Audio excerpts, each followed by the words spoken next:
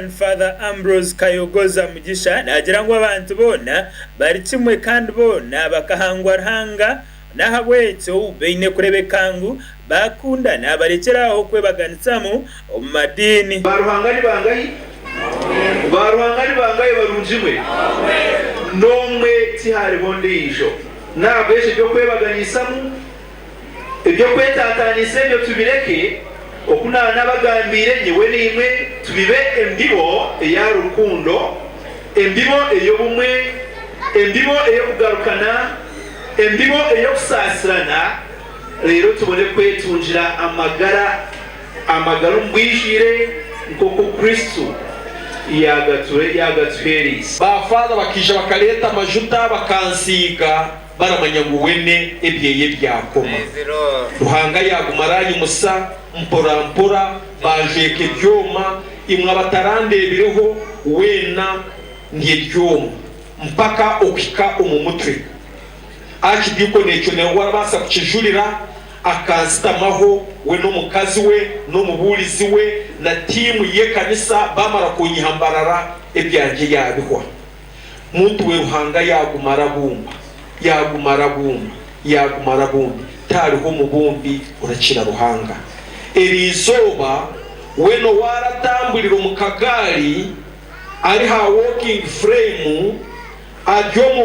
mu biti hati neko na resobwira jimani tipsima Ruhanga Father Mugisha ayonjere yahabura bebembezi ugumara bashabarahanga kubaherezo bwenze abo kuba umuntu yabe ino bwenze nabasa gukora imirimo yona ateyine kushoberwa mukama kwezo Mugisha ibyo rabe no gukora byo no kurabe no bibembera abantu aperezo benje kubu yayize Solomon ubebembere kurunji utija kutatanisa abantu bisi mjyo rabe no gukora byona. Always ensure to gather God's people. Release naliye yonjere okwimbizwa. Ningumani kushabire Ecclesia legumane kushabira kuchira mukama Ruhanga akwebembere kandi akubasise omuli byona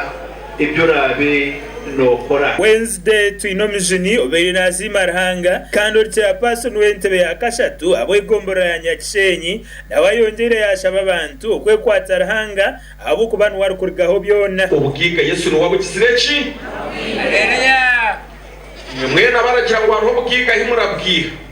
mukatambura mukazanka ubugigo bwine noha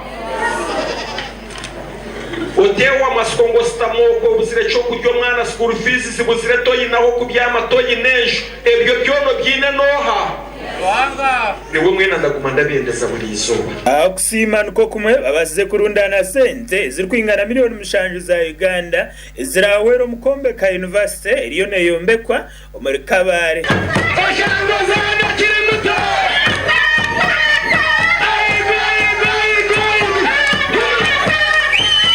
kwa Ronald Kabanza our Sky TV ya Genshonga